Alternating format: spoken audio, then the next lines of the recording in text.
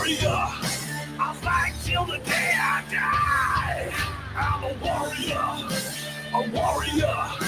'cause only the strong survive. Yeah. I'm a warrior.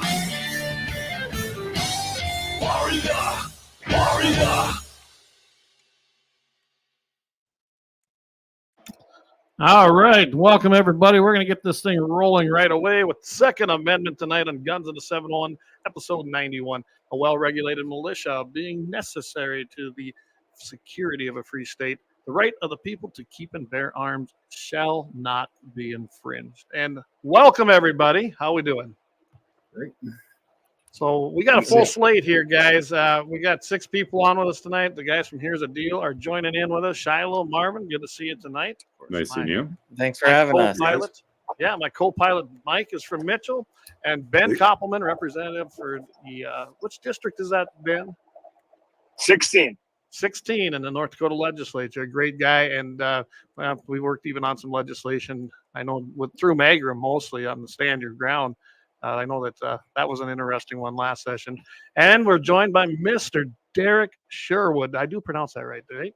Yes. So, yeah, I know we've had some issues with what the actual name is, but I think we finally figured it out. So we got it figured out. I'm sure that was just miscommunication on my part. So welcome to everybody. So we're going to get this started. I'm going to kind of let David go kind of tell his story and let Ben jump in there because I know that this is going to affect possibly some future legislation. And I think we're probably all going to try to be involved in that. I'm guessing Shilo will as well. Because the session ain't that far away. I know 2025 seems a long way, but it's not. So, all right, guys, I'll let you guys start out. David, go ahead. All right. So, for not David, Derek. See, I get it. You can call me anything you want. Just don't call me late to dinner. Okay, that's really where I'm standing here today. So my story begins back in May of 2022 when I was falsely accused of domestic violence, and I had a protection order that was put on me. Basically under these false pretenses and then within that first order, my guns were confiscated by a judge. They were that was part of the initial order. Fast forward to December 22, we challenged the order again. At that point, we got my kids taken off the order, and then really where the big focus came in is after my divorce, we filed another petition because in the divorce agreement, it was agreed to that the plaintiff in this case would not object to allow me to have my firearms returned. The judge in this case agreed to that. Then I think hey, cool, I'm fine. I don't want to see you anyways. This is no big deal. I go to the Grand Forks County Sheriff and they tell me I cannot have my guns back because I still have a protection order. They specifically cited 18 USC 922G8, and that led me to file another action to say, hey, this order is not executable. I proceeded on, I filed, and then they said, nope, you're just not allowed to by law have these. And then the state's attorney also said, for Grand Forks, Haley Wamstad actually also said the same thing. Nope, we're just not going to give them to you. They will not. They are still to this day holding my guns in the Grand Forks County Sheriff, even though I have a court order saying that I'm allowed to have them under North Dakota Century Code 6201. It is allowed to restore my firearm rights, and that's part of the reason why it brought me here today. But I also appealed this, and the North Dakota Supreme Court also said, tough crap. You don't have standing to challenge North Dakota Century Code 140701 4G. And basically I've been without this, even though I've had an agreed order to get my guns back, and they're still sitting in the sheriff's office at this point. Yeah, that having standing thing, and then you and I talked about that last time we were on the phone, and a guy does run into that. That means, guys, basically you have to be in trouble already. Correct. That way you have something charged, you go, and then you have standing in court. Otherwise, they're basically not going to hear. And that's kind of what the Supreme Court, that was the North Dakota Supreme Court, right? That basically said that. Correct. Yes. So now we have another issue. And you want to jump in there, Ben, and kind of, do you know anything about what we have in Century Code? Well, and please let me know if my signal starts to get sketchy. I'll pull off somewhere. But anyhow, I don't really know why this was able to be upheld. I did review the federal rule that he's referring to, and that the Grand Forks sheriff referred to, and it appears that. Oh, we lost Ben. And so U.S. Title 18, if everybody's not aware, that's pretty much where every single firearm law exists today in the United States. That's also where your IRS stuff is. Again, ATF agent. All this comes from a lot of times from the Prohibition area. Remember the revenuers? Well, that's what that was about. So everything was written under Title 18, and it's still there. U.S. Code Title 18 is where you're going to find just about every single firearms code.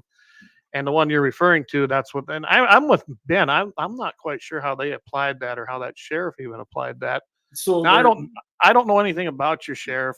I imagine up in that Grand Forks area, he's probably not a constitutionalist. Am I correct in assuming that? I would think so.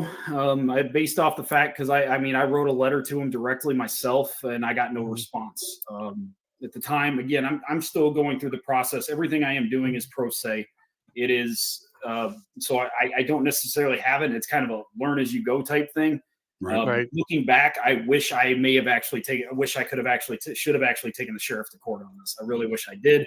It's kind of late at this point for me to do that, but the point being, I think what is going on with this, and I think what Representative Koppelman was trying to say was that what 922, 18 USC 922 cites is that they basically regulate possession. They do not necessarily regulate confiscation. And that is my challenge, in the Supreme Court as a facial challenge was that the North Dakota Century Code 1407-01024G is confiscation. And somehow they challenged this basically, and I'm going to say this, they took Phil Axe, the Solicitor General's amicus brief is what they call it, and they picked it up and they read it to the letter. The Supreme Court failed to look at the actual case. They never looked at it because they looked at me as a pro se and they looked at this and they did not care. Go figure. I'll figure on that one. So, like I said, I figured he probably was not a constitutional sheriff. And of course. And I can tell you, Haley Womstad's not either. And I'm more than happy to call her out on this podcast because I would love to hear her explanation. So, well, you probably won't get one. Go ahead, Ben. Yeah, I pulled off so I make sure I have a stable signal here. But what I was saying about that federal rule is that it's a triggering rule. So it's a rule that hinges upon a triggering event in the state. So if the state says you lose your firearm rights, then that rule says you can't have them under federal law either. But if that is rescinded, then you've lost your triggering event, at which point I don't think that rule holds any water. And that's one thing that I might research on this. I might actually reach out to that state's attorney and find out what the triggering event is on a rule or a ruling from the state that no longer exists. Yeah. Oh, absolutely. Yeah. That's kind of where I was at too when I was reading on that, Ben. And it kind of, I guess I came to the same conclusion you did. And I think we probably need to clear that up and see why it went down the way it did probably. One thing I'd like to know, and I'll ask this of Derek. See, Derek, I know your name. Thanks. I see this is going to be a running joke for the whole podcast. After 2 years of them, doing this, and now, thinking that they're not going to answer your emails. They're not going to answer your letters to them, the sheriff that is. I have a question. Maybe you need to have the judge who cleared you of this and said that you can have your guns back, have the sheriff show proof that those guns still exist in their property. Yeah. Because I got to tell you, I'm a little conspiracy theory when it comes to that, but I sometimes think that some of our law enforcement officers, especially our non-constitutional sheriffs out there, are a little shifty. And so maybe we need to check to make sure that those guns are still in their possession. I would love to see if they are. And kind of tying all this together, we can make this case even more crazy. Is one, North Dakota Century Code actually does allow for a restoration of firearms, right? 621020.1. All right, that is it. That whole Century Code, it allows felons to have their rights restored. So that kind of gets into what Representative Koppelman was saying about triggering events. The felons can get it, but why can't people with protection orders who just had their rights restored? Nope, doesn't matter. It's still restriction. But kind of getting into the sheriff, these firearms were not actually taken from my home. They were not turned in by me. They were turned in by a third party. Right. So if you really want to throw this for a loop, these guns were already removed from the house by somebody. I'm trying to avoid some names. No, that's understandable. But they were removed to a neutral third party's home and then confiscated from that home. So if 922 G8's goal is separation, why were they still taken by the sheriff to begin with? That would be my question. Yeah. What grounds did the sheriff have to take possession of those? Because that can be a legal slippery slope for a sheriff as well. Yeah. If they have to be responsible for those guns, if they came into possession of them from a third party and said these belong to Derek, not David, and then the question is, why would a sheriff want to have possession of those guns? I mean, it's one thing if they just said, we're going to keep an eye on you, Derek, and if we see that you have your guns back when you shouldn't, we're going to step in. But it doesn't make sense to me why they would do that from a third party. I know a lot of the sheriffs I talk to, I mean, they would be very, very reluctant to receive a gun from somebody. And if they did, they'd be looking for the rightful owner or some way to not have that in their possession longer than they had to.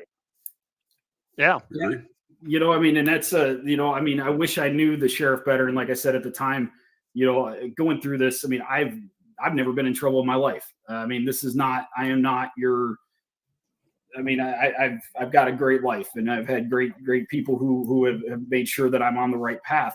And that is not, and to say for this sheriff and this county sheriff to tell me that I cannot have my guns back when I literally have a court order saying so, just because some state's attorney thinks this isn't how it works. And I would like to know where the state's attorney gets that authority, because I can trace this all the way back to basic high school. Last I knew, state's attorneys don't have that kind of authority. That's a judge's authority, and the judge allowed me to get my guns back. Yeah, well, the last 4 years, that's been a little bit different, hasn't it?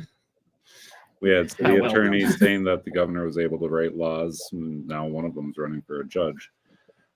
My bigger issue with what you guys are talking about here, we've been talking a lot about Century Code, we've been talking a lot about U.S. Code, but what we're forgetting about is constitutional issues. Everybody refers to 2A, but actually the North Dakota Constitution is stronger than the U.S. Constitution. So Article 1, Section 1 is your right to bear arms underneath the North Dakota Constitution. Where we run into this is Article 1, Section 25, which is Marcy's Law, which we've seen being abused time and time again. So what Marcy's Law in certain cases has been doing is, instead of you're innocent until proven guilty, it kind of reverses those in situations such as yours, where you have that restraining order. You have to prove your innocence. But sections A, B, and C kind of really go into the right to reasonably be protected from the accused and any person acting on behalf of the accused, the right to have the safety and welfare of the victim and the victim's family considered when setting bail or making release decisions. So when you run into a restraining order or a false restraining order issue, I'm surprised, honestly, that they didn't refer back to that, which is just as bad as the U.S. Code. Obviously, they'll keep finding loopholes for you, so you're going to need a judge that's going to treat this fairly tip to toe. So just 2 cents to look at it, because Century Code is one thing, but when you get into the Constitution, that's not exactly something even our legislators can change. That has to go back to a vote of the people.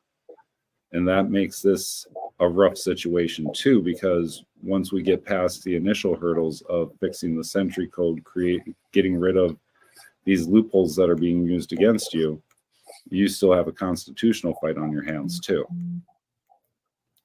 Yeah, and the constitutional fight is never, and it's not even, and I would even expand the constitutional fight getting into the other part of this of divorce and fathers' rights. And I know this doesn't necessarily focus on this podcast, but divorce is the main reason what drove all this stuff. And Right. the divorce in the father's rights part is it's the same thing. If you're not the plaintiff in a divorce case, you are guilty until proven innocent. And a lot of times I think it's standardized that usually the woman files first because the man is the one trying to just fix everything.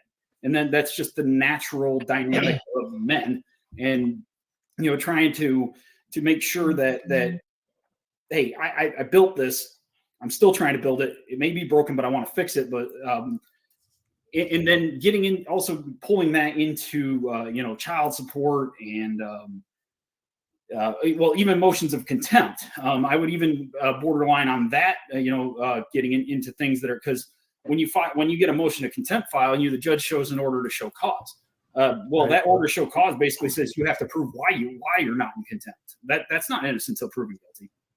Not even remotely close. So I think the court systems in North Dakota, and I would even expand broadly beyond that, and I would say that court systems are generally rigged towards plaintiffs. Now I know there's a very small case of women that probably are guilty and innocent until proven guilty, whatever. But I do think in divorce and family court and specifically civil law, it is rigged against defendants in general. Well, I can tell you just a little bit. I have had experience with this with buddies and friends of mine, and even family members. Is that I didn't see it in North Dakota. I thought it was in North Dakota, but I know like in South Dakota, as soon as a divorce is filed, whether it's by the lady or by the man, there's a temporary protection order put into place on both of those people, and it's just as bad there. And not every sheriff enforces it, but they do, I guess, go and try to take your firearm. I always, when someone calls me, I like make sure every firearm you have is someplace else. If this happens, make sure of it.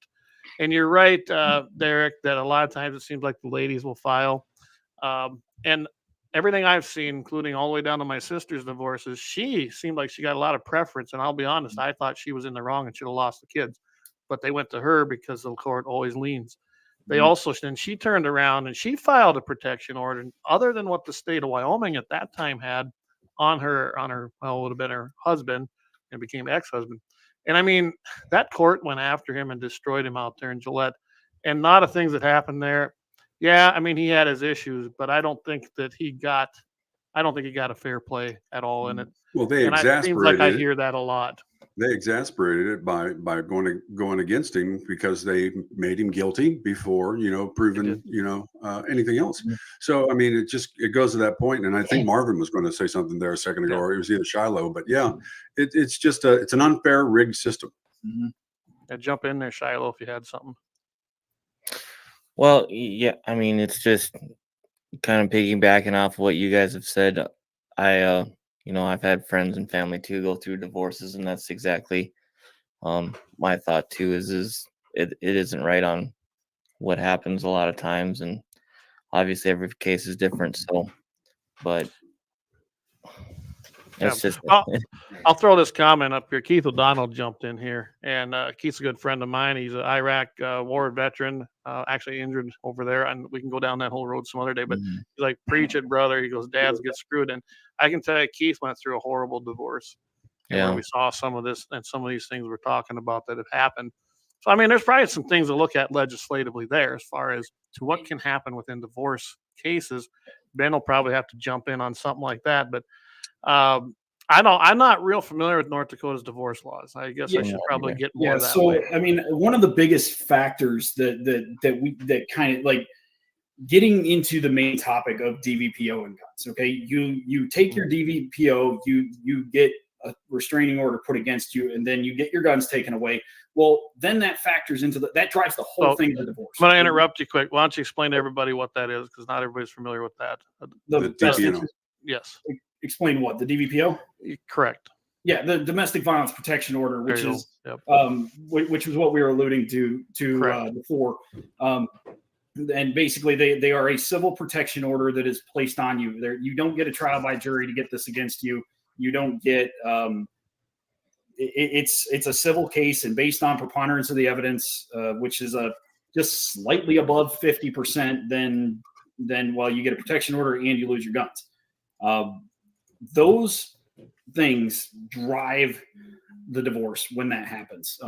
They are those are the factors that will make it specifically. And I would like to get in not trying to stray away from the gun side of things, but this also factors into custody.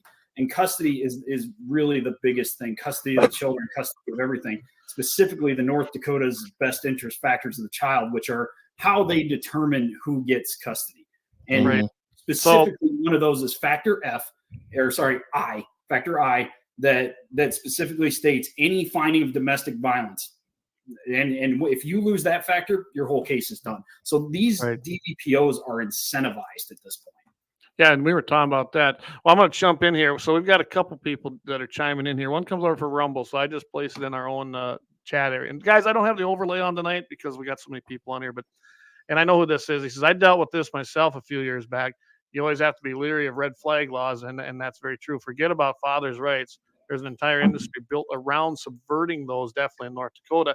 And I know that you and I, Derek, talked a little bit about this, especially with the incentivization as to what basically the kickbacks is what I call them. And it does create, even though we don't have a red flag law in the state of North Dakota, this creates a red flag law because they could come in, you have to prove yourself innocent, and they assume you're guilty and treat you like a criminal. Am I wrong?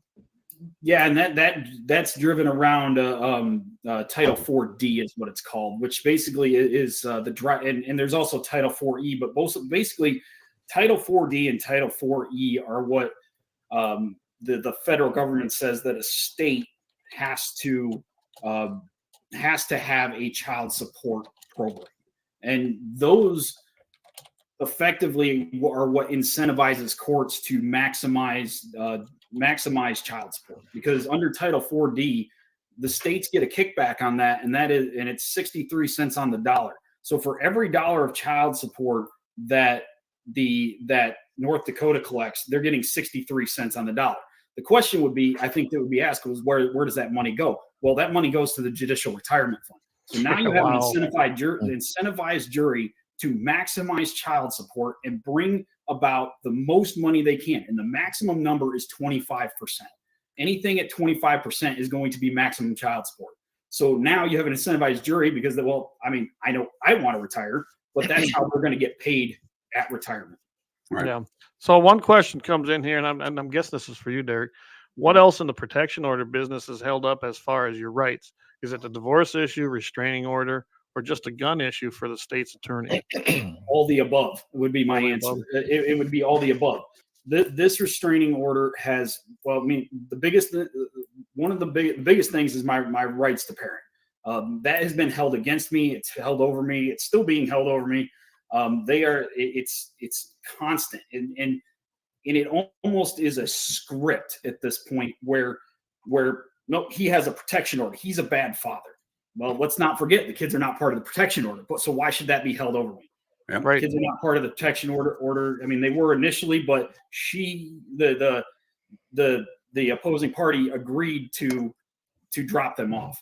So let's talk about fear. Let's talk about that fear is the only thing that a court needs to drive this. Mm-hmm. And the Supreme Court, in their opinion in this case, basically said that, well, in order to have a protection order, if it's already there to extend it, you don't need to have a new finding of fact. You just basically say, I'm still scared. Wow. I'd like to see that in the North Dakota Century Code where it says that. As for guns and the state's attorney, that's another issue. I mean, it's all the above. Everything about this protection order has been held over my head, and it's a false protection order. I will say that very, very bluntly. And I've gotten, if anybody wants to ask, I will put the case in front of you. All right. Well, I'm gonna hold that right there. We got to take a quick break and thank some of our sponsors, and we'll come back, Derek, and we'll join in on this. Stay tuned, guys. We'll be right back here with essentially what I call a de facto red flag law, but as Derek says, it just flat out is. Stay tuned with us here. 309 South Washington Street in Bismarck, North Dakota. Give them a call at 701-258-6308. The team of mechanics at Lauer Auto can take care of any problem your vehicle is having. And when you do business with Lauer, you can be assured you're doing business with a pro Second Amendment America First repair shop. There are plenty of other auto repair shops in the Bismarck-Mandan area. But why take a chance at patronizing a shop that might not have your beliefs at heart? Make no mistake. Lauer Auto is your pro Second Amendment repair shop. When you talk to the guys at Lauer Auto, don't forget to tell them that you heard they are a sponsor of Guns and the 701 and that you appreciate their support of our pro Second Amendment, pro North Dakota live stream and podcast. That's Lauer Auto Repair, 701-258-6308. 701-258-6308. Located 309 South Washington Street in Bismarck, North Dakota. Power in your hands at Bloodline Kinetics. Why Cerakote? Simply, it aids in firearm preservation while also giving your piece a unique look. Barrel threading, NFA laser engraving, bolt handle threading, mount, level, and bore, sight scope chamber rebarreling, and much more. Bloodline Kinetics is meant to reflect a long American lineage in gun ownership, who stand for the Second Amendment rights, Bloodline, and the science behind gun accuracy. Kinetics. To some, it's just a constitutional right that can go away. To us, it's in our American bloodline, and we believe it should stay that way. Here at Bloodline Kinetics, we understand that hunters, sportsmen, women, and gun owners should have a quality firearm. Stop and see us at 2008 Morrison Avenue 2 in Bismarck, North Dakota, 58504, Monday through Friday, 8 a.m. to 5 p.m. Call 701-390-7997. Visit our website, bloodlinekinetics.com. All right. So Welcome back, everybody. Sorry, I had a mic problem there. I have a quick So question we here. left off. Well, go ahead. Sorry. I'll let you Go ahead, let you come in, but then I have a quick question for Derek here. No, go for it, Marvin. I'm good. Okay, so with the protection order issue, I've actually seen where there's been a false protection order put into place, claims of stalking on the father. When it came to court, and keep in mind I'm not an attorney, so when it came to court, the father was actually able to come in, provide proof that it was the exact opposite situation. There was probably 83 voice messages that were played, proof of phone records showing that everything that was being said was actually the other way around. And the judge at that point was willing to dismiss the protection order completely just because burden of proof was presented. But the father was actually able to flip the protection order around so that it was in place for him because he no longer wanted to have that contact. So I know you said that your judge has already gone through, they've amended this protection order, which is causing all these issues. But at what point do we go back to the initial judge and be like, okay, this is where we are at. The order that you approved is what's causing this, because the judge's job is the interpretation of law. The sheriff's is strictly execution, not interpretation. So there's a judicial misstep that should no longer involve a state's attorney. This should be back to a civil proceeding, correct? Correct. And I actually did that. And I did that twice. First thing I did was I filed a writ of mandamus from the judge to command the sheriff. It got denied. I filed a motion to vacate, which is what led to my Supreme Court, and that got denied. That was, and then they actually called that one frivolous, even though I was able to cite, hey, your order isn't working.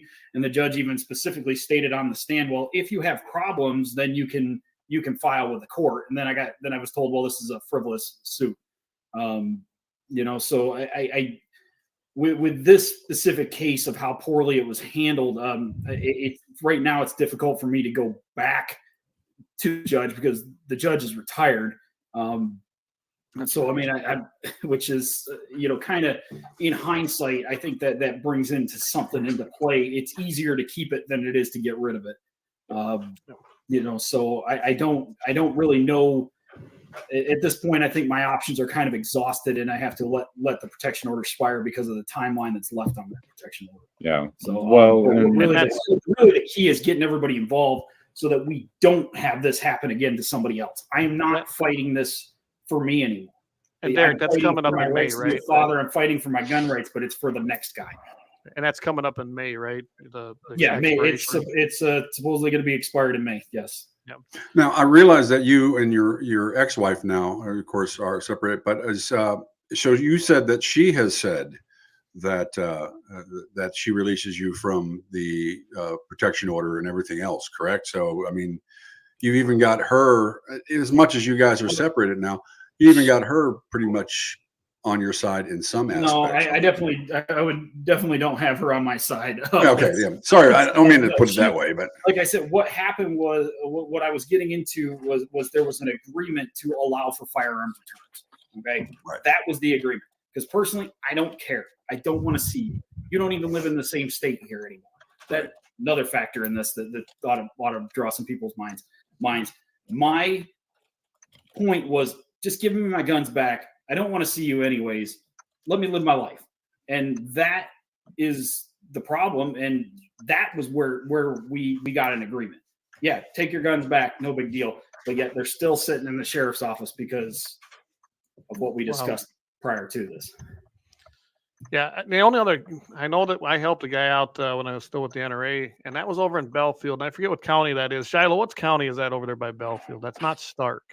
Billings. Billings County. And Yeah. that sheriff was not friendly at all to the Second Amendment and did the same thing, took the guns and kept the guns. We did finally get his back, but it took a lot of effort. And I got NRA Civil Rights Legal Defense Fund involved in that one. And like I said, you and I talked about that, Derek. But, yep, absolutely. I think they got, sounds like to me after visiting with them, they got a lot of battles going on right now. So, and yours is coming to the end. So that's probably why they're probably not going to do anything at this point. But I sure wish they'd have got involved earlier. But yeah, Ben, we got you back online. Have you caught any of this? Or do you have anything to add to this? Well, I think I just lost video for most of it. I heard the audio piece of it. And I think the question, I understand that Derek doesn't want to have this happen to someone else. The question is, what's the path forward? How do we make that happen? And I think we have to examine the use of a federal rule, possibly not even possibly not even a law, but a rule to essentially supersede the court system in North Dakota. I think that's a big problem. The state's attorney is hired to deal with state law, state issues, prosecute state law breakers, and not to sidestep state law when it's convenient, when the federal law does what that person would prefer. And so I need to dig into that and kind of get my own feel for that. I mean, I believe everything Derek is saying, but try to understand their perspective, even if I don't agree with it, right? Because understanding those that are against you are key. Mm-hmm. Absolutely. If you don't understand where they're coming from, it's hard to mount a defense against them.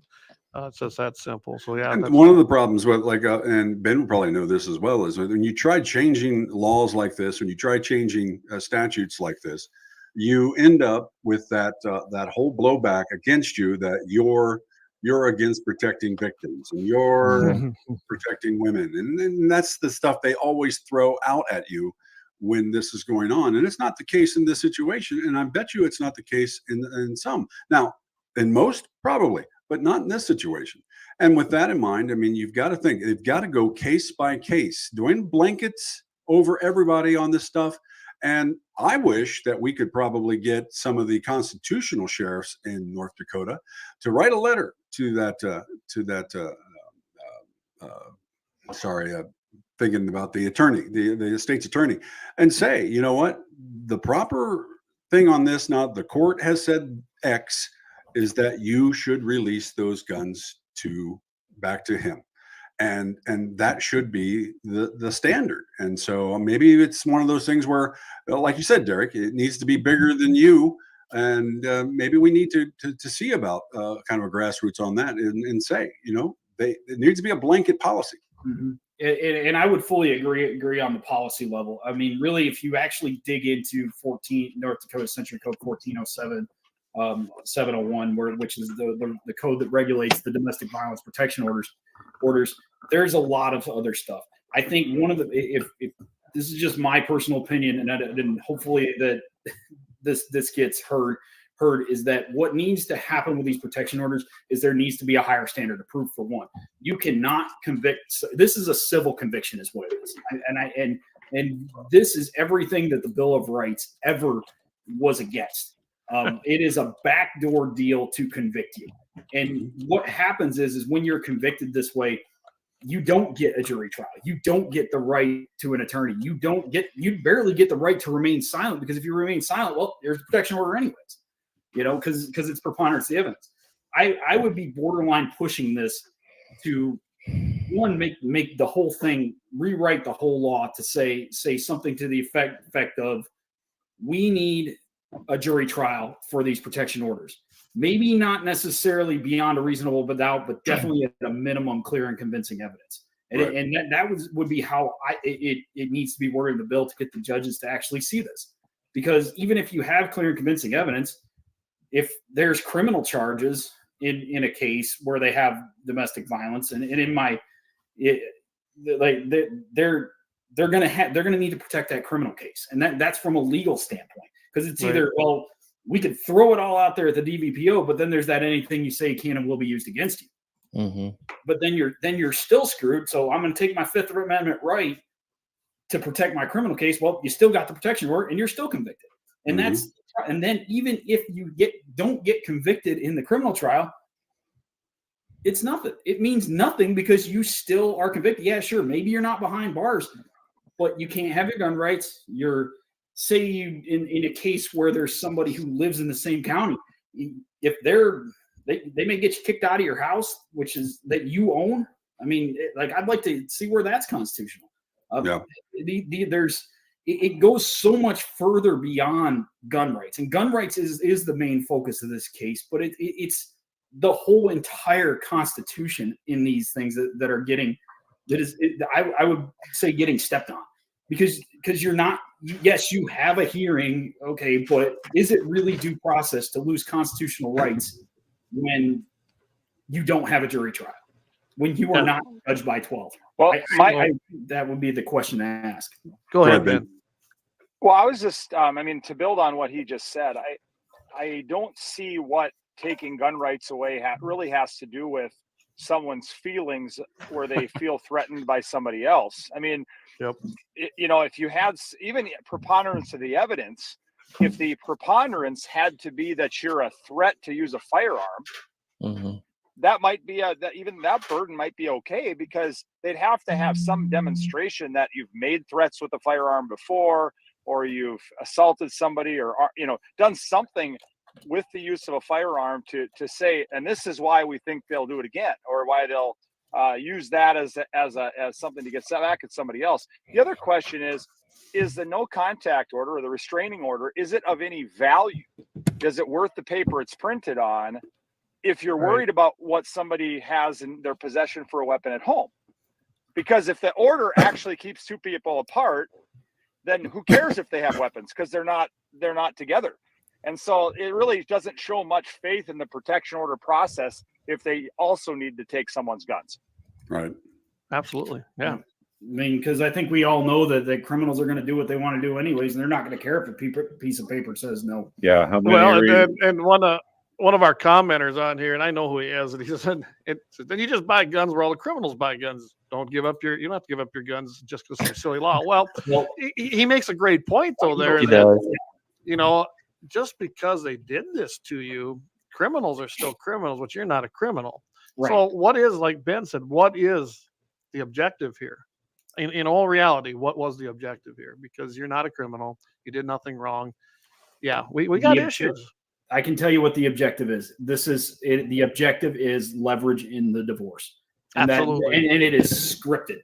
Like if you were to go back and pull other court cases, specifically mine or other ones, you will see that lawyers around the state are using protection orders to gain leverage in the divorce case. and it is scripted because everything they don't at that if they get a protection order, they do not have to argue the case. They don't. Right. It is a script, and well, he has a protection order. This finding of fact is the way it needs to be, and that's the other portion of this is the divorce. The divorce is the why protection order happened. So even if there was, so I mean, you could even tie this into another situation of say there isn't a divorce, there's still leverage somewhere. It's leverage, it's control, and I would even go as far as say it's manipulation. And they want to instill fear. And I don't, and I'm probably gonna get in trouble for saying this because I've dealt with this in 2 different states, Wyoming and South Dakota. Not my own personal stuff, but friends and family. And it is strictly to put fear into mostly the man, the husband, and the woman can make any accusation they want without any evidence, and they're going to just boom, clamp down on him. And that's to put fear into that husband to submit. And that's exactly what that is. And that's what's happening over here in Rumble in the comments too. Creed's Corner is glad to have you on there. And he says, you're 100% spot on. He talked about how too many sheriffs don't understand their actual duties, which is true. And that the Supreme Court, you'll have to go to it. I told him you already went. And well, that was a loss at the Supreme Court. So that probably goes back to what Marvin was talking about. We need to get back to what the North Dakota Constitution says about Second Amendment rights. And then that's just reinforced by what happens at the U.S. Constitution. But none of them do it. And they don't care unless you have the money and the will or the knowledge. It's hard to fight it. Anybody else want to jump in on that? So just a couple of things. I know I've been kind of quiet so far, but just a couple things. And we talk about this quite a bit on our show. Let's start with the sheriffs. I don't know that there's too many constitutional sheriffs in this state. I could maybe think of 3. I think that's what we came up with when we had Dr. Frank here and we were talking about sheriffs that would stand up for our rights as far as the elections are concerned when we were trying to get them involved. Because a lot of them think that they answer to the state's attorney. I mean, we've had... Which they don't. Correct. They don't. But a lot of them think that they answer to the state's attorney. When we were going around the state doing these town halls and different things, there was a few of them that the Sons of Liberty had up by north of Minot and stuff, and their response to all this was they had to check with the state's attorney. And when you do talk to your local officials, that's usually the first thing out of their mouth. So the second thing that I've been thinking about since listening to all of this is are we sure that they even have the guns, or did they destroy them? Or are you going to get them back? Yeah, or whatever the case may be. Again, if you think these concerns haven't been on my mind, they have. Yeah. Because what the law says is they're there for safekeeping. If I find out that they destroyed my guns, they're going to be in for a world of hurt, and I will put that out online because I will put them into court so fast because the law says for safekeeping. How many guns are we talking about? Just out of curiosity. At least 10. At least 10 guns. A lot of them family heirlooms. Yeah, really, and that's the saddest part is they were passed down guns. I think that maybe out of the 10, there was 4 that I bought myself. So and a lot of them are very old guns. And if I find out, I will take them back to court for that. Well, yeah, you got like Grandpa's service revolver. You got all that stuff. I can only imagine. Yeah, Sorry. No, it's something. All right, and this case is. This case is something. That's all I can say is I've seen a lot in my 37 years. I don't think I've ever seen anything like this.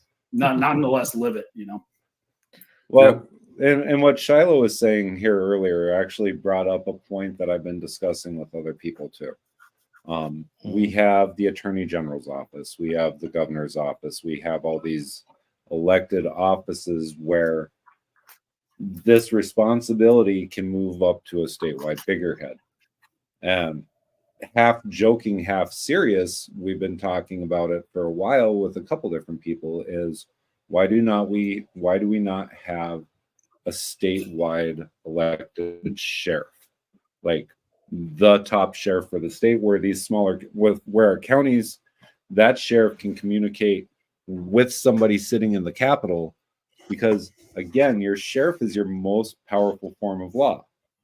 So why don't we have one figurehead that can walk over to the AG's office, one figurehead that can walk over to the Secretary of State's office and be able to get faster responses? Because it seems anytime a lot of people have told me this, like they get a hold of their sheriff and they'll say, we'll look into it, and you never hear a response. And it's something that we've been talking about. We don't know if we go after a constitutional amendment for it, but like, even if you go back to the elections, why are sheriffs not transporting the election ballots, the election material, the election machines? So your sheriff, and it's frustrating with Grand Forks because I've heard this time and time again up that direction. It seems like the state's attorney rules the land, and they don't. Their job is interpretation and protection of that county. It's not to tie you up in litigation, spend all your money. And the other thing that I've had an issue with while you've been talking here is it sounds like your ex has left the state. Did they take the child with them, or take your children with them? Both of them. Yeah, sadly, that gets into another whole dynamic of this. And that's ugly, because North Dakota is one of the hardest states to move a child from, like in the case of divorce. And in this case, like to get into that, this didn't even happen in the final divorce. This happened in the interim hearing, which is basically your temporary thing. This is okay. Well, this is the pre-agreement, so y'all can just settle down, and then we'll go to trial later. And this happened well in advance. And basically, the judge, she moved the kids out of state before it was finalized. Okay. Before it was finalized, that a permanent decision on a temporary order. Yeah, and that was and that fight, I will say that fight is still ongoing. That will never, that won't stop for a long time, I don't think. Yeah. Well, the concept of the sheriff thing is interesting to me, Marvin. It really is. Of course, it'd have to be an elected position. Yeah, 100% elected. Which would be interesting to see how that goes. And I've always contended that you want to take care of what's happening with our elections in the one aspect. That's a big rabbit hole. But I do think that partially that is a constitutional change to get our districts back to where they're based on population, and then have a set number in the Senate, which will give them less power out east, which will help in our elections overall. But that's a whole other concept. As far as the sheriff, electing a statewide sheriff might be an interesting concept, but yeah, it'd have to be elected. Yep. And we definitely have to have it so maybe it's like an electoral college when you elect them, so that we don't have all that power in Fargo and West Fargo, Grand Forks and Minot electing our statewide sheriff, which would be disastrous. Well, and here's the other thing we've been talking about, Clayton. I don't know if you've caught it. I brought it up multiple times just because we deal with gerrymandering of the legislative districts. Why don't we move it to the way we're represented in DC, where each county has their 3 elected officials? You can fluctuate based on population. After every 30,000 that a population increases, you add 1 more House representative to represent that area. So like, this has all been ongoing conversations where we've had, because constantly we see we see these lines redrawn where they're right up the legislators' driveways, where they're moving one legislator from one district to another. We just had that court case lost up for gerrymandering up on Newtown, the 4A, 4B with up there. Yep. So, well, look what happened in District 8, Marvin. I know. Those lines were specifically drawn to pit basically who the governor didn't care for at the time, and pit them against each other. But South Dakota already has this. The House of Representatives of South Dakota is based on population, and the senators are a set. I think that's 2 senators per district, and it does not change. So you've got that bicameral, you've got that House of the People, and then you've got your Senate, where things are going to be more stable with an equal voice for each and every single district. I can't tell you how much I love that idea. I've been talking about that for a long time. And that's the big thing here, Derek. Like you have many uphill battles that you're dealing with, and from somebody that's gone through this personally, I feel for you, man. Yeah, it's you don't want to get me going on divorce law because I lived that dream back in 2002. I would love to have you get going on divorce law because anybody who can say something, no, that's how we have hour and a half shows. I'd be all for it. So. Yeah, that's how we have hour and a half That's how we shows. have hour and a half Well, shows. And we got a lot of guys. Let's go to a few of these comments because they've been rolling do in. it. And of course, Vance, he's from Georgia. He says the communist government will use any backdoor to take guns. I believe that, whether it's federal, state, county, we're seeing it everywhere. I do believe that. Phyllis Lewis, she chimed in here. She says, there has yet to be an answer that's solid that I've ever found when person A has Second Amendment rights suspended or forfeited. Person B that resides with person A, why, if true, is person B's rights also taken? It's a good question, I guess. I'm telling you right now, I've seen this. I've relived it, not myself as far as going through divorce. I've lived it with family members and friends who have been faced with this in other states. It's not a lot different. You're assumed guilty, not innocent. They come in and they use these orders to basically red flag you. That's what it is. It's a red flag law without having it on the books. And it's a direct violation of the Second Amendment. If you don't have something that is on the books that retains to it, then the Second Amendment of the United States Constitution should be the default place you go and say, nope, this is not. And honestly, I can see an avenue with the new Bruin decision with historical use. I really could see an avenue at a federal level or challenging it in the federal court saying, wait a second, there is no historical use for these protection orders to infringe on. Well, that's already there. I don't mean to interrupt you, but that's already there. Okay. 922 G8 is actually being challenged by Rahimi versus or United States versus Rahimi, which came out of the Fifth Circuit Court. Basically, just to give you some background about that case, in the Fifth Circuit, they heard the case and on a rehearing, they said, no, 922 G8 is unconstitutional. Just to give you an idea how much the government cares about this law, once they got that ruling that say, no, 922 G8 is unconstitutional, they filed a 2-week waiver to get this into the United States Supreme Court. Because there's a requirement where you have to wait 2 weeks and then you can file. They filed a waiver. They were granted their waiver. And then with that case, they argued that back on November 7th. There still hasn't been a ruling on that yet. But if you're anywhere into court and you're into firearms rights, I highly recommend you listen to this because Elizabeth Prelogger and argued a very good case. Not saying I agree. I'm just saying she did very well versus Matt Wright, Rahimi's attorney, where it seemed like the court was very skeptical about overturning this law. And really where the bigger problem is this will be a further, if the Supreme Court decides to rule in favor of the United States, you are going to have a bigger expansion of gun control because now it's basically going to be on the state to determine what the people are, because that's what they were arguing. And under the historical context of Bruin, I still fail to see the historical context. And at some point where we got to draw a line where that historical context is to stop. and my answer is it stopped at the Constitution, so but they're arguing all the way back into English common law and stuff like, this is the derivative here and here. And it doesn't make any sense. But the way the Supreme Court acted, I do think you're going to see, if I had to speculate, probably 2 swing over to the other side, and it's gonna flip it. I do think Bruin may get flipped. Sadly, I don't think it'll get flipped. I really don't think it'll get flipped. You're going to have every group, including my former employer, the NRA, is going to be fighting against that happening. But I do believe it'll be challenged. It sets such a precedent.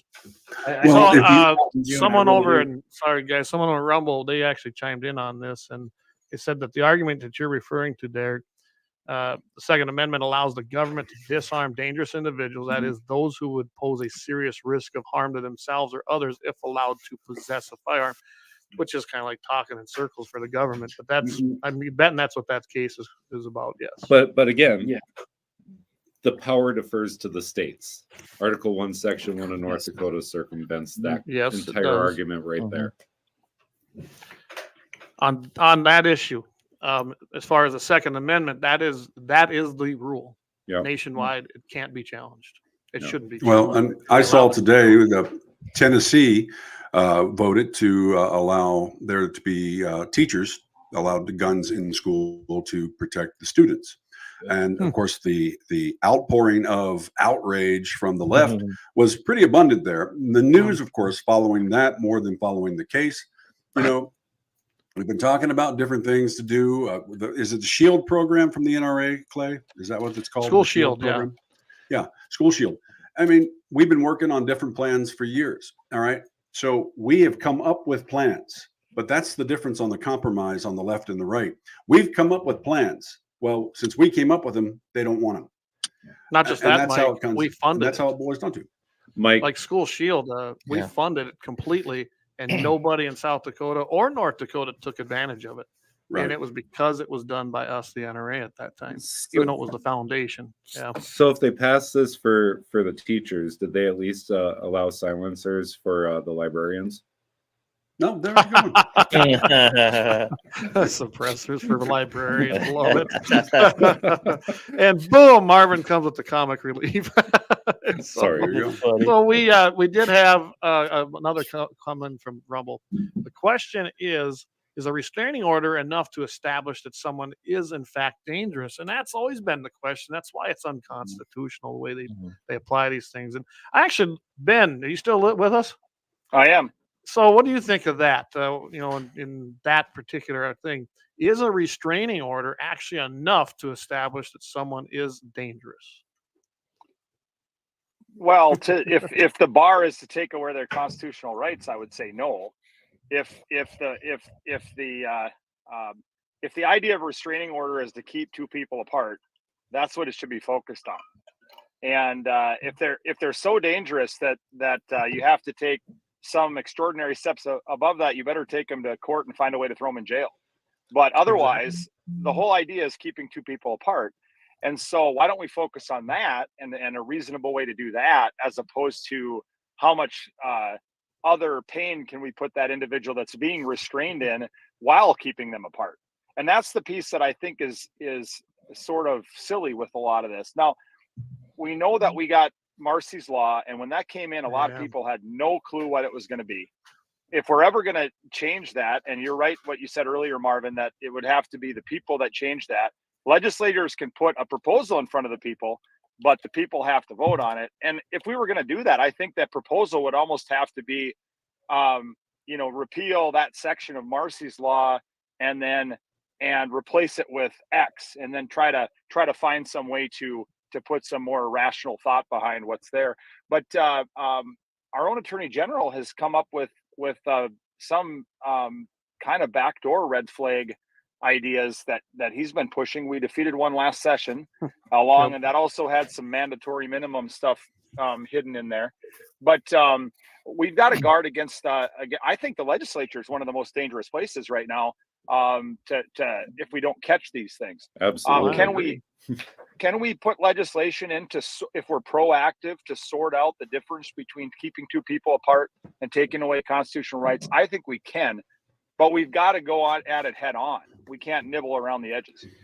Well, and Ben, I do believe that you're going to see more red flag stuff this session, especially with what's been going on. And it isn't the first time. I think it was 2 sessions ago when Wardner and Baszler and the whole crew there, they were on board with red flag law, including our governor. And of course, Rick Becker and a bunch of us fought pretty hard to defeat that and won. But this is going to keep coming back. I believe it's going to, and I'm sure you believe that too, don't you? Well, I do, and it's going to be key that we elect leadership in our legislative branches for this next session that going to do that. Whether, and we've got to see, who do we want to be our leaders? Are we going to continue with some of the leaders we have? Are we going to get new leaders? Right. But I think whoever we have, the Second Amendment needs to be out front as something that we don't compromise on, that we're not going to go backwards on. They didn't have any ifs in the text of the Second Amendment. And That's right. or only if, and I think when I look back at the founding of our country, I didn't see them wasting words or missing words. And so that's what we got to focus on. But if it's sort of like a kind of a sideline thing for some of our leaders, and we're more worried about funding for this, that, or the other thing, then I think we're that's not what we should be focused on. And I really hope that we put legislators in the body this year that are strong Second Amendment legislators, so that we can support leaders that are strong Second Amendment leaders. And then maybe we can be proactive on some of this stuff, even more than we've been able to be. So, absolutely. So Ben, I have one quick question here. When it comes to the protection orders, because obviously not everybody's innocent when these things get put into place. Why don't we look at focusing and removing it from a civil proceeding to actually putting some teeth behind it, like 12.117, which is simple assault, or you have 12.117, which is 07, which is harassment.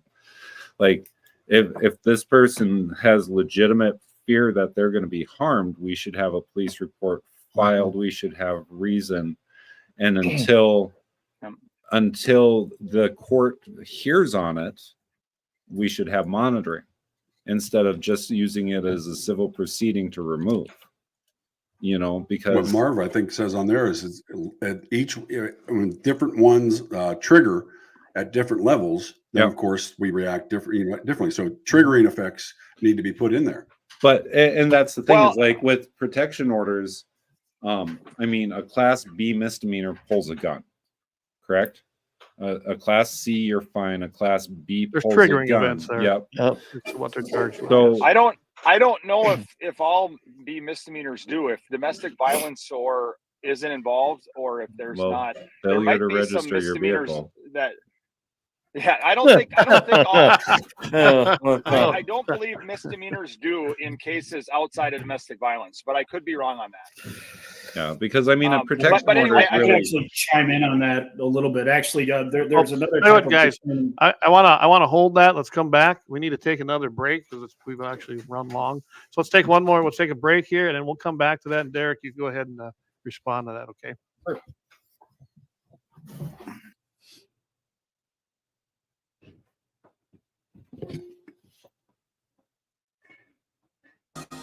Lauer Auto Repair, located at 309 South Washington Street in Bismarck, North Dakota. Give them a call at 701-258-6308. The team of mechanics at Lauer Auto can take care of any problem your vehicle is having. And when you do business with Lauer, you can be assured you're doing business with a pro Second Amendment America First repair shop. There are plenty of other auto repair shops in the Bismarck-Mandan area. But why take a chance at patronizing a shop that might not have your beliefs at heart? Make no mistake.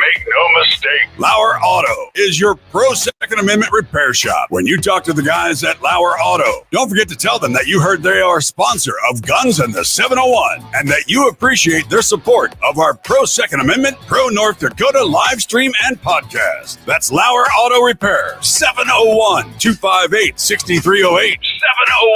701-258-6308. Located 309 South Washington Street in Bismarck, North Dakota.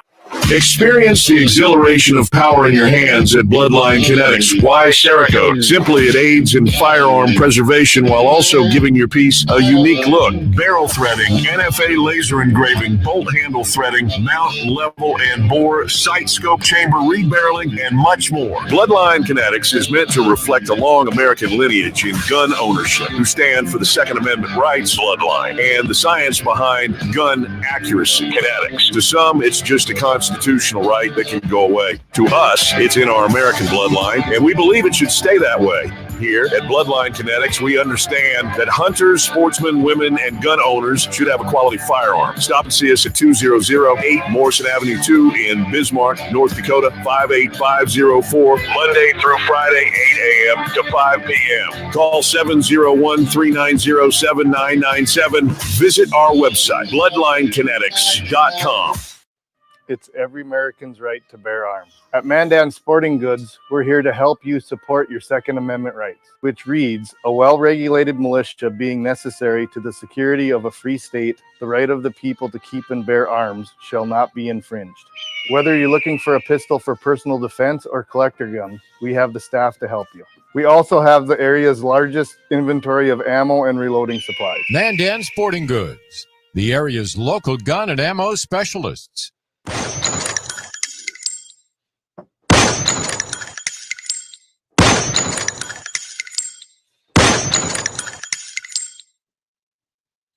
Right, and we are back. A little quick break there. Hopefully everybody took advantage of it. So Derek, go ahead. We'll go jump right back into this. Oh, we lost audio. we lost audio, Derek. Okay, sorry. There we go. Bump the button. So That's what okay. I was saying before your sponsor break there, there is another type of restraining order, and it's called the disorderly conduct restraining order. And it really what the difference between the two is the threshold. Like whereas domestic violence protection order has to involve an intimate partner, a disorderly conduct restraining order can basically be anybody. And what's the key to both of those? They can take your guns and they're both of them. Yeah. So, but where I'm getting at is like, why do we have that civil one hanging out there? I mean, it's up to legislators to make the laws. So did we put this on the books so that we have this civil one? Where's that buried in century code? You know, like if that's serious, like if you're scared somebody's going to hurt you. And I've seen people, I have friends who have had their SO walk straight through that piece of paper. So like, I've seen the ugly side of this. So don't think I'm against it. Mm-hmm. Yep. But why do we have a civil proceeding for it? Why? Because I mean, the sheriff delivers it, do they not? Or the city police, do they not deliver the restraining order? Sheriff delivers them to you. Yeah, they deliver you your temporary order, which also gets your guns taken away too. Can also get your guns taken away too. So they deliver your temporary order, and then 14 days after that, you're required to have a hearing. So they run these through in 14 days. That is not enough time to prepare. That is not enough time that's barely enough time to get an attorney. There's a lot of things that happen because because whoever's filing this has the jump on you, and it's the same process with the disorderly conduct restraining orders. So it goes back into control and leverage. And when you're running it through in 14 days, you don't have time. You absolutely do not have time to prepare to gather up because half the time you're excluded from your house during that temporary restraining order. So even before you go to court, you are already guilty. You're excluded from your home. You still can't have contact. Half the time you can't even talk to your kids at that point. And this is before you even go to trial. Well, I think we need to have a higher burden on at least parts of this process. And I think to Marvin's point, you know, if we're going to allow this guns to be taken away through the process of a civil separation, then we need to put it on the judge that if he wants to go down that road and have that be part of his order, that he has to jump through over some high hurdles. And maybe those high hurdles involve the opportunity to have a trial in front of a jury of your peers instead of a bench trial for that portion. Maybe it requires a higher evidentiary burden to hit. But I think that can be done without actually having to replace what we have. Now, it would replace be better, maybe, but sometimes I have to look at what's the possible, not the ideal. I'd prefer rewritten, tuned up, whatever versus replace. Because I mean, we have a good basis on a lot of our laws. It's just over the years they've been manipulated to a point where they need to be addressed. And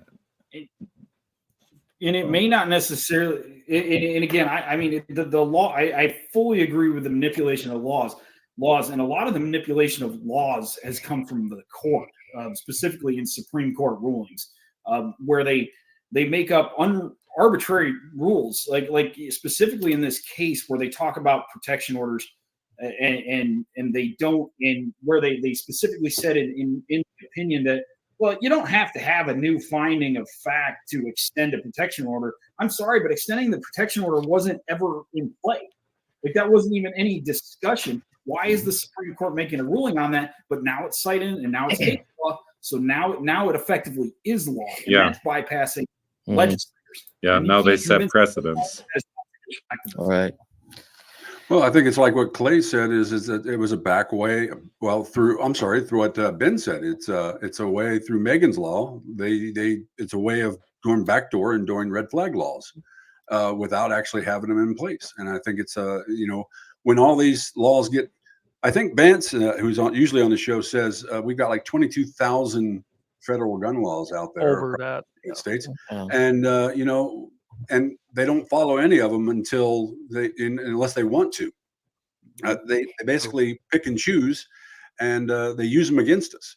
And they use them against the people that aren't doing things wrong, or who they want to punish, or it gets to be a bit ridiculous. Well, Hey, look at Clay, the will you put judges. that? What's that? Go ahead. Will you put that comment back up from Eric? Eric I'd just like Newman? to comment on that. Eric Oh, yeah. Newman, if marriage Yep. vows were taken more serious. So There we would be talk a little bit divorce. about this as well.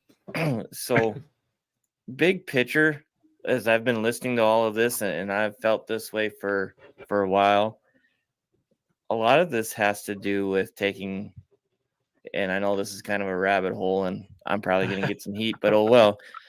Here we go. A lot of this is about weakening the family, taking the men out of the family, and weakening the male as a whole. And Well, it's weakening the head of household. yeah, and we're making a mockery of that.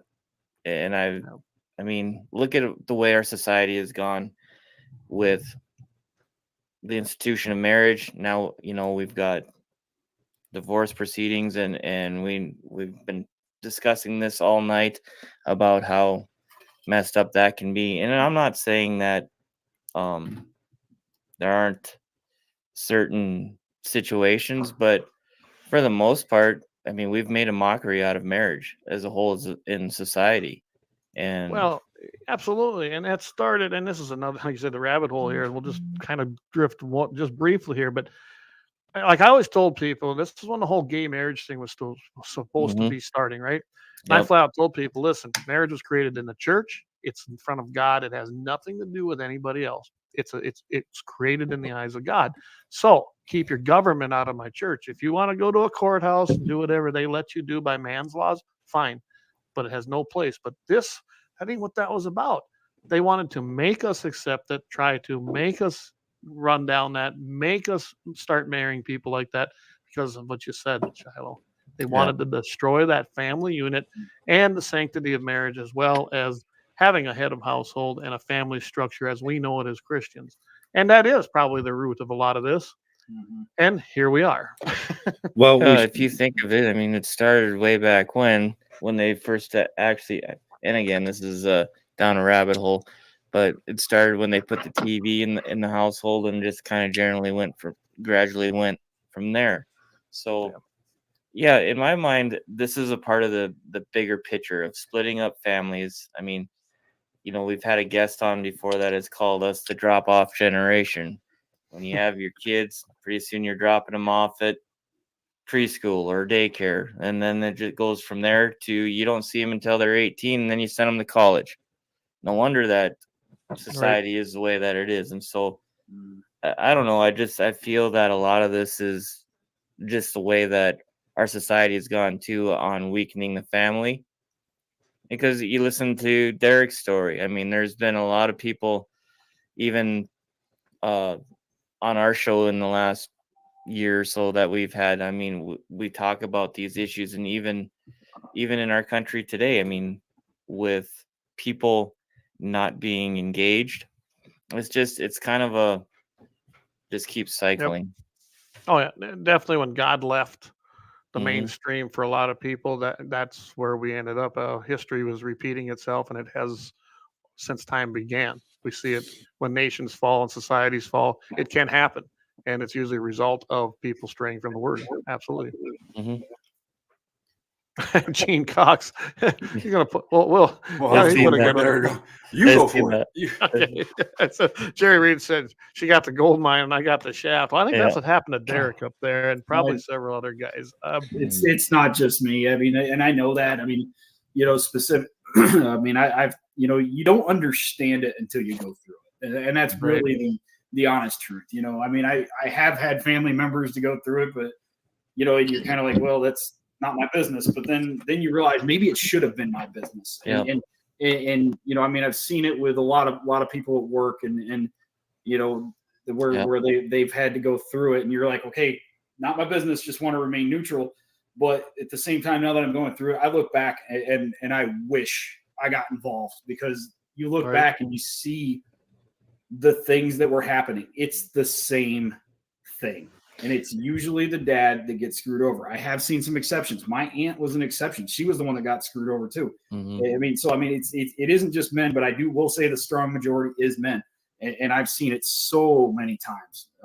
Well, look what just happened in New York, guys. You get a judge like that. Did you guys hear about that story where the judge told the person who was arrested he was making his own firearms at home, which is not illegal? Said, "Don't bring the Second Amendment into my courtroom. It doesn't exist here." Well, that's the Second Amendment. But what else does that judge think that doesn't exist here? And that's a judge. That judge should be disbarred. Should be gone. That judge should be up on judicial charges herself, because that goes and flouts right there to the Bill of Rights and everything that you know, our country stands on. So it makes no sense that she hasn't come back and at least tried to apologize about it, because I mean, that's what you should do. Decent people, when you know you've made a mistake, is say that you've made it wrong. Because technically, if it doesn't exist, then how many other laws do you not think exist? And should all those cases that you've tried over the years be looked at once again and revisited, because your opinion apparently is biased toward? No, probably. But I think that judge meant it is the problem. I think that judge absolutely meant it. And Ben, going back to what you said about the founding, our founders, they were Christian men. It was founded in the Word. And of course, people want to say that didn't happen. 2, most people were illiterate back then. Think about that. The majority of the people didn't know how to read and write. Some did. So they made it as plain English and as more understandable than they could ever imagine. Everybody was supposed to be able to understand it. So the common man could read it and interpret it, or understand it. Yeah. Understand the rights they had. There's nothing to be written into it. There's nothing to be interpreted into it. I get pissed off when I hear the Supreme Court say, well, we're going to interpretate the law or the Constitution. No, your job's to interpretate the laws that were passed from the branch of the legislators and see if it's constitutional and upholds the Constitution. That's their job, not to interpretate the words of the Constitution. But one of the things that we miss, well, I don't think we miss it, but I think is missed in our discussions, is we forget that the Constitution wasn't the foundation. It was the foundation for our laws and what we like to talk about. But the foundation was the biblical values, the Judeo-Christian concept. And so if you have a definition of right and wrong, and you say, okay, in a world of right and wrong, here's how we're going to live as a country, it makes a lot more sense than if you read it as though you're, somebody from Mars is reading it and doesn't have any of that background. And once you separated God from society, like you said before, but more specifically, I believe God from schools. That's when it changed, because it was, that's where the secular culture took over a couple generations. It was all about taking it out of the school and replacing it with some relativity in right and wrong. The bulljive that we got going now. Yep, absolutely. No, I can't agree more with that. So we're getting close here to the bottom. I like to keep these at about an hour and a half. Is there anything that you want to put out there, Derek, or anybody else before we have to sign off tonight? First of all, I just want to thank all y'all for being here and listening to the story and giving me the opportunity to speak on this platform. I really, really want to help start fighting this, and this has got to be taken out of the hands of the court. We need more legislators like Representative Koppelman here, and we need more people like that who are willing to stand up for this stuff.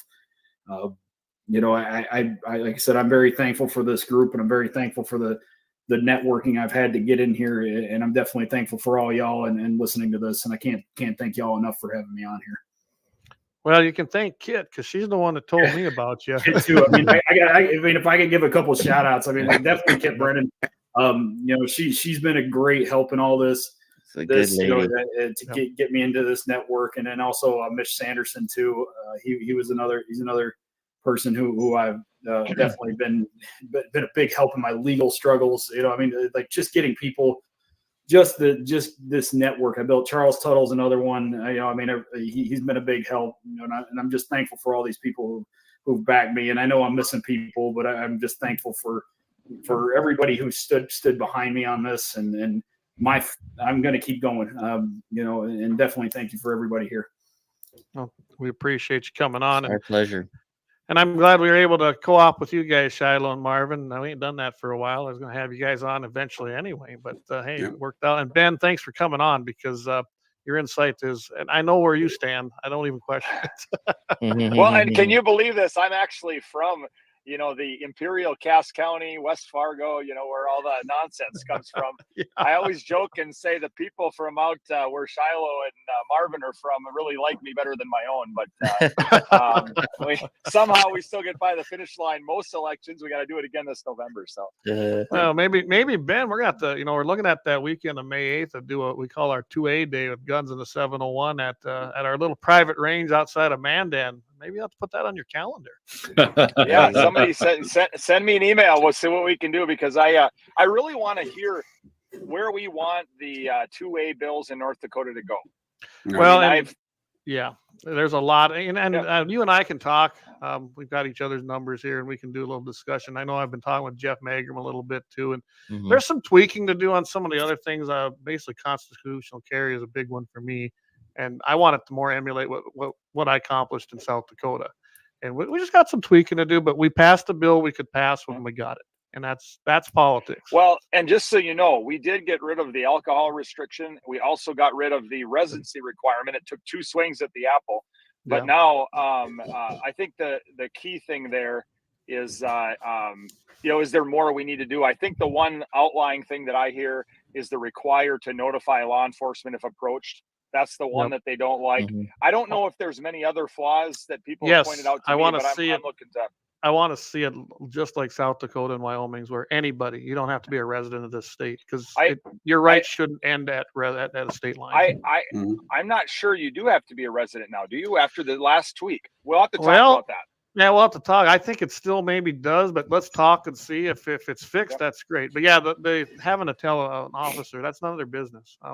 And you got to remember, I hail from South Dakota, so I helped with a lot of that stuff when I was down there. And we really emulated what Wyoming was doing, which Wyoming has some pretty good laws for protection of 2A. So. Well, we've got a study that we're in the middle of in the Judiciary Committee in the interim, and it came out of my Bruin bill, which was basically trying to kind of measure all of our laws against the Bruin decision. Oh, good. And the way that they kind of sidelined that, and it was partially sidelined by, shocker, a former sheriff. That wasn't the Constitution. Yeah. And, way to tie it together, Yeah. Now, isn't he up for election this year? He is. And I'll let him remain nameless, but it won't be hard for the viewers to figure out. But, and I don't have anything against the individual. It's just, it was put into a study to basically put it in a pigeonhole. What I'm working on in the interim, but I don't have a lot of help with this, is trying to actually put some bill ideas into that study and see where they go. And really, one of the ideas is, if we're going to have a kind of a Bruin intended outcome for our laws, maybe we need to, if we're going to allow some level of restriction, because I think that's the only way you get it past the finish line, then you say, okay, what's the scariest places for people to be armed? And I think the first thing you do is say, anywhere that people can normally go without somebody unlocking a door for them or escorting them into there should be fair game. Now, you don't get to the back part of the police station without an escort. You don't just walk through and go, but you might get to in the lobby so you can report a crime. So up until that door, anybody should be able to be armed. It's the public square, essentially. Well, and so I'm trying to figure out how to tie that in, because right now we restrict all government owned and operated buildings. Yeah, and that's just way too broad. And also another one is there's a little piece in there, but it has to do with public gatherings. And I fought with at that time it was Stenjum on public gatherings and being armed. Now, we used to do Friends of NRA events. You probably heard of them. Some were quite large in the state. They kept saying we couldn't carry because it was a public gathering. And I took it, we got our lawyers involved. I wish we'd have went to court on it so we could have set precedent, but we basically argued and we won it, I guess, or at that time Stenjum dropped it. But we said, no, this is a paid event open to the public. It is not a public, basically gathering in the But sense of public. we got those removed though. So when I came into Did ya? office, there was about 6 things that defined a public gathing. Political events were one. We got rid of See, and that. that shouldn't So be. That shouldn't be on there. no, and we took out. So I think I can't remember in the last rewrite if we got rid of the term public gathering, but Okay. it's defined very narrowly now, and it talks Okay. about I missed publicly that. owned or operated buildings, and it talks about I believe high school sporting events or school sporting events, and there's a couple other items, but it's fairly narrow. A few more of those could go away, but Right. Let's say So- we're at 95% now. So Good. I also have another idea, especially in light of what's happening with gun-free zone challenges. And I know the Montana case had a little setback, but it's still got a good premise, and I know they're going to still run with it out there. And that's that Metcalf case. If that goes all the way and I know it's going to probably end up in the Supreme Court eventually on a Bruin decision, most likely. So my question is do we try to pass legislation now that says if that is overturned and gun-free zones go away, then that triggers, just like our abortion bill, triggers the fact that then schools are no longer gun-free. And that's just an idea I had.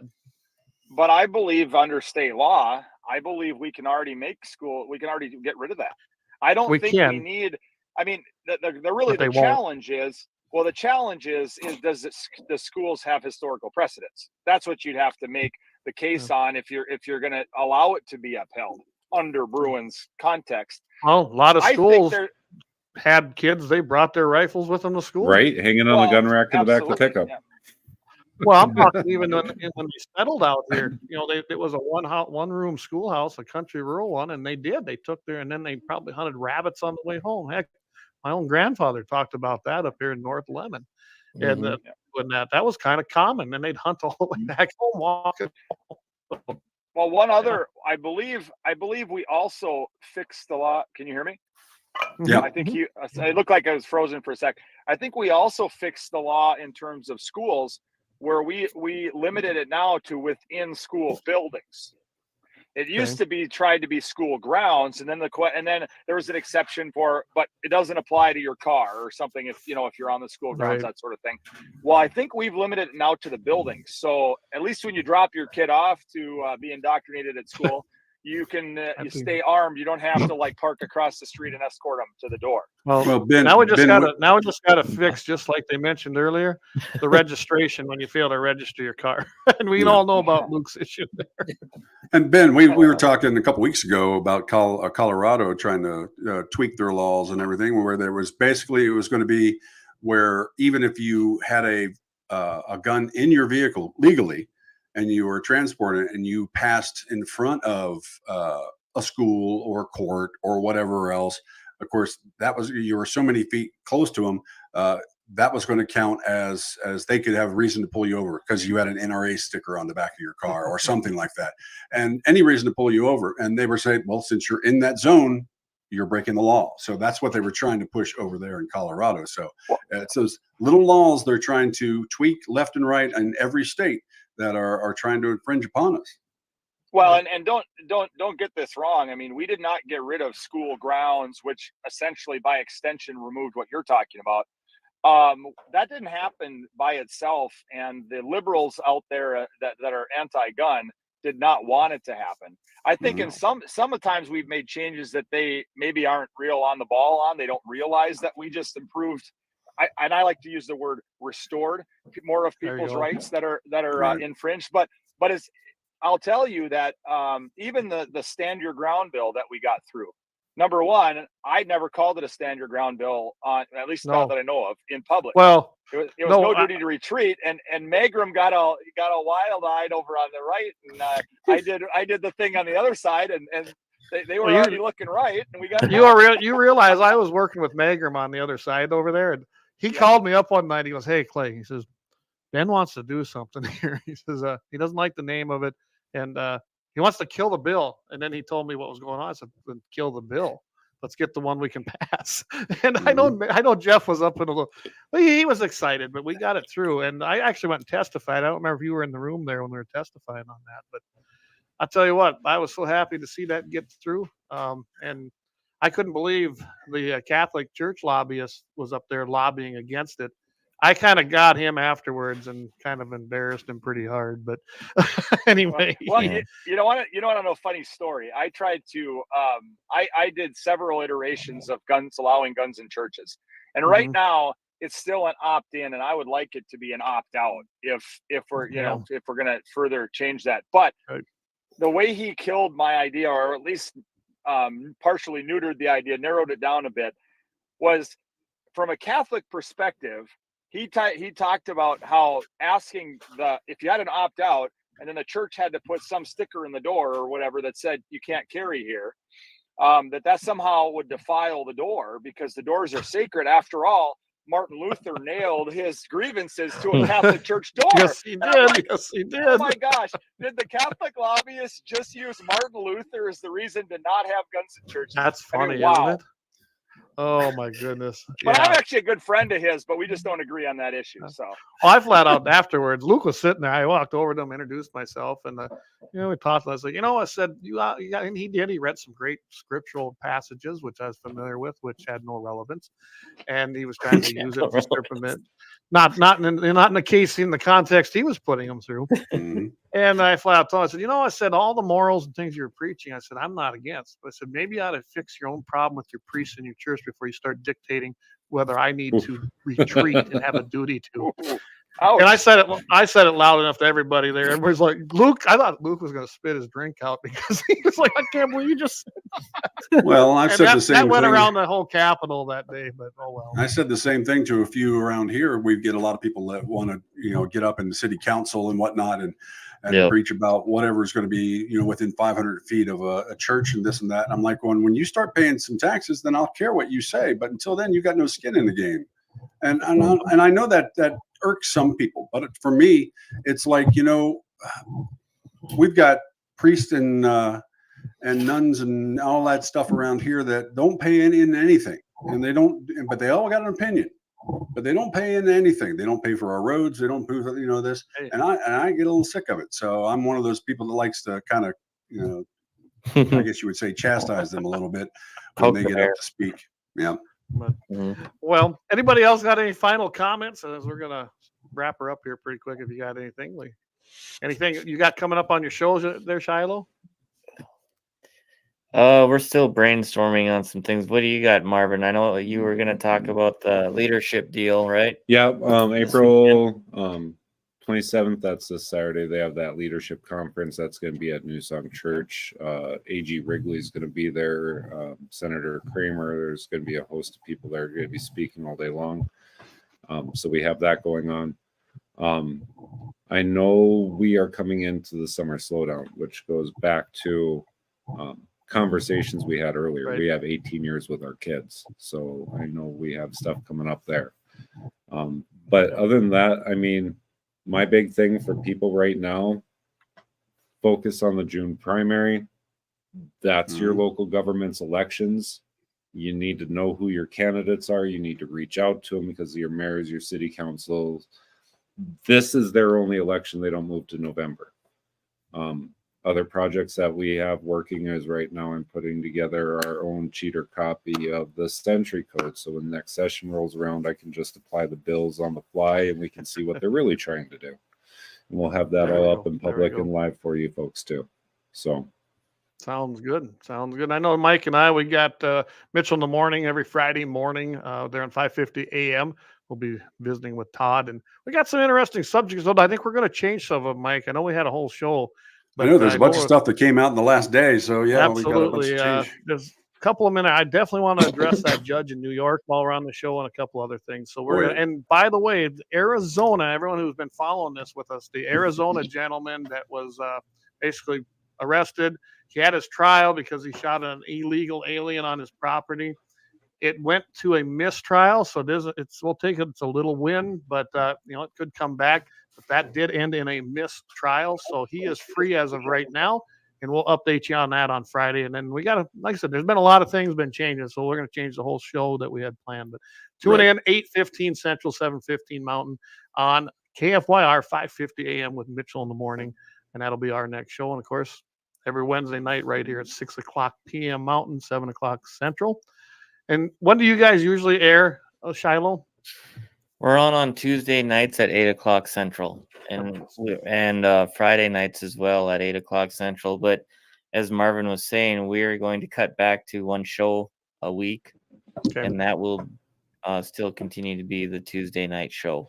Okay, so Tuesday night, 8 o'clock Central. Here's the Deal podcast can be found pretty much everywhere, right? Yeah, Yes, Facebook, YouTube, Rumble, Twitch. We're out there. We have our own webpage. Twitch.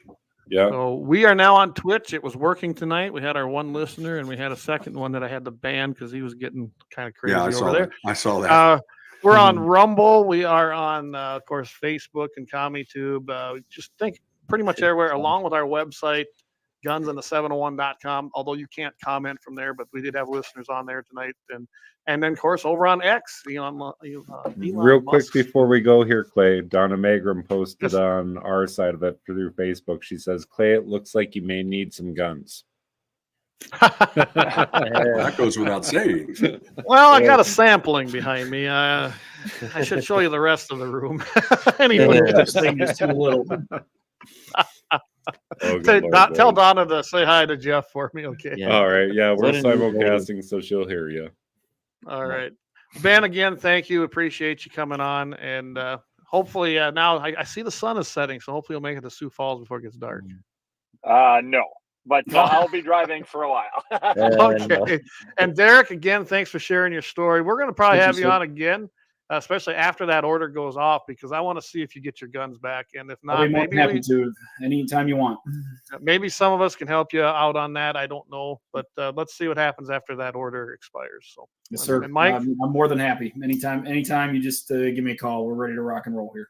all right. Well, appreciate Mike. Stay on afterwards because I want to visit You with got a it. little bit. So, Where all was right, I gonna everybody. What's that? Take care. Where was I going to go? Where would you go? Yeah. So, all right, everybody. Thanks for listening. We'll see everybody on Friday morning at KFYR 550 Mitchell in the morning, and again on Wednesday. Thanks again for tuning in, and hopefully you learned something. Talk to y'all later.